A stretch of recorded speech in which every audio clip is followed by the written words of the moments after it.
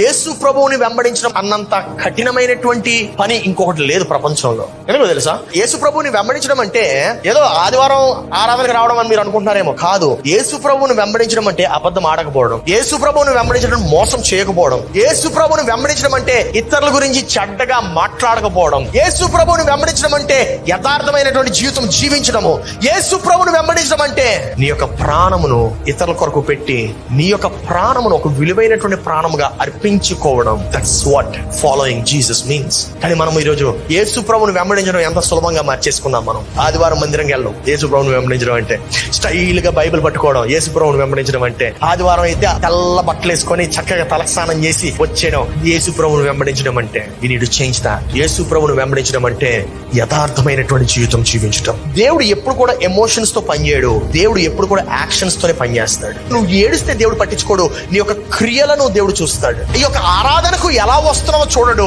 నువ్వు ఎలా తిరిగి వెళ్తున్నావో చూస్తాడు.